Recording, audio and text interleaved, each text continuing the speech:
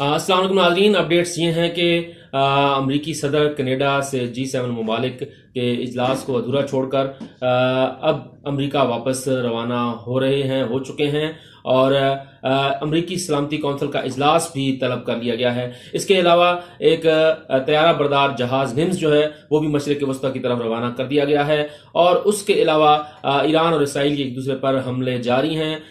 Iran ने एक और बड़ा हमला जो है वो तेल अवीव और हैफा पर किया है। दूसरी तरफ इसराइल ने जो है वो तेहरान पर हमला किया है। तेहरान के साथ दीगर शहरों पर भी हमले किए हैं और एक सरकारी टीवी चैनल को भी निशाना बनाया है। अक़वाम मुत्तहिदा और सहाफ़ियों की इंटरनेशनल तंजीम की तरफ से भी इस हमले की शदीद अल्फाज में मजम्मत की गई है।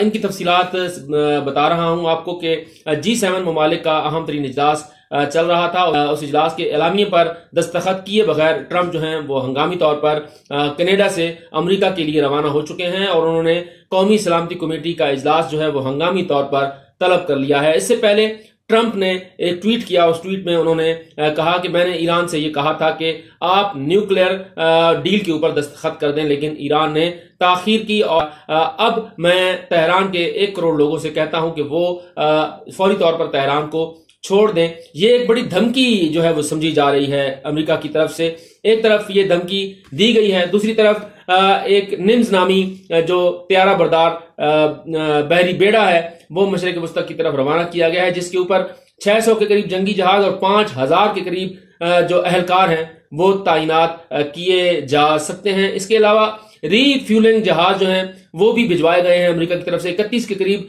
रीफ्यूलिंग जहाज जो हैं वो भिजवाए गए हैं। इसके साथ साथ जो अमरीकी वजीर दिफा है वो ये कह रहे हैं कि हम अपनी दिफाई तैनातियों का इजाफा, क्योंकि हम अपनी दिफाई पोजीशन का तहफ़्फ़ुज़ चाहते हैं, इसलिए ये इकदामात किए जा रहे हैं। लेकिन इन इकदामात से जो कशीदा सूरत हाल है उसमें मजीद इजाफा हो रहा है और ऐसा लगता है कि जैसे अब इसराइल के साथ अमरीका बराह रास्त इस जंग में शामिल होने जा रहा है। अमरीका के हवाले से पहले ईरान ये कह चुका है कि अमरीका बिलवास्ता या बराह रास्त इन हमलों में शामिल है और अगर इस हवाले से मजीद कोई गलती की गई तो फिर अमरीकी अड्डे भी निशाना होंगे। तो सूरत हाल बहुत ज्यादा नाजुक होती जा रही है। गुज़िश्ता रोज इसराइल ने ईरान की सरकारी टीवी चैनल को निशाना बनाया। सदा सीमा की नशरियात चल रही थी जिस वक्त निशाना बनाया जा रहा है कि वहां पर 3 के करीब अफराद की शहादत की इत्तलात हैं। ईरान ने इसराइल के ऊपर अटैक किया है और उस अटैक में हैफा और तेल अवीव को निशाना बनाया गया है।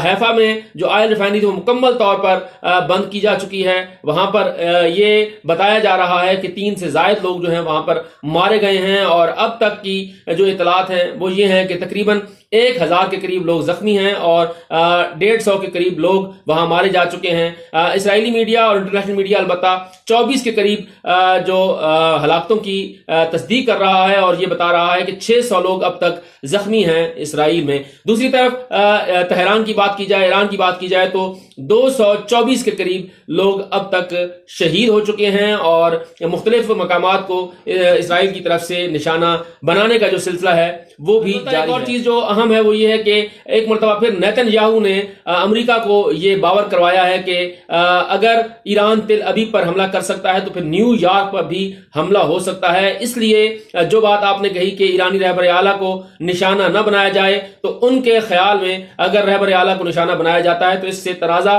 तूल नहीं पकड़ेगा बल्कि ये तनाज़ा खत्म हो जाएगा। ईरान की तरफ से पहले ही ये बात की जा चुकी है कि इसराइल हमारा खुला भी जानते हैं कि उसका मुकाबला कैसे करना है। अमेरिका बार बार मुज़ाकरात की बात कर रहा है, बार बार सीज फायर की बात कर रहा है, बार बार न्यूक्लियर डील की बात कर रहा है। अगर अमेरिका ने न्यूक्लियर डील करनी है तो पहले नेतन्याहू को कॉल करे।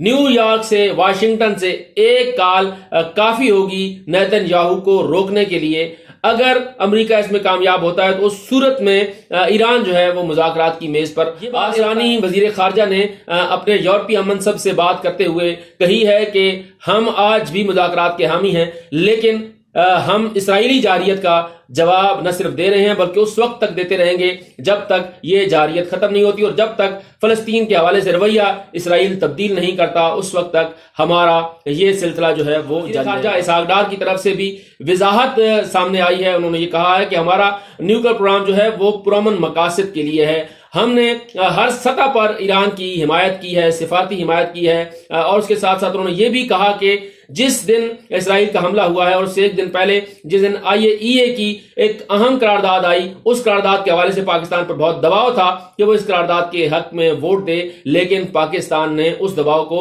مسترد کر دیا، اور ہم یہ چاہتے ہیں کہ یہ معاملہ افہام و تفہیم سے مذاکرات کی ٹیبل پر حل ہو، اور آج بھی ہم اسی معاملے پر قائم ہیں۔ اس معاملے پر وزیر اعظم میاں شہباز شریف اپنے تئیں کوشش کر رہے ہیں، اور بطور ڈپٹی وزیر اعظم اور وزیر خارجہ میں بھی اسی کوشش میں ہوں کہ ایران اور امریکہ کے درمیان جو نیوکلیر کے سے یہ ڈیل ہو جائے۔ اسی مقصد کے لیے ہم اس وقت جو ہے وہ کوشاں ہیں۔ ہم چاہتے ہیں کہ خطے میں پائیدار امن قائم ہو، اور پائیدار امن جو ہے اس کے قیام کے لیے ضروری ہے کہ مذاکرات کی میز ایک مرتبہ پھر سجائی جائے۔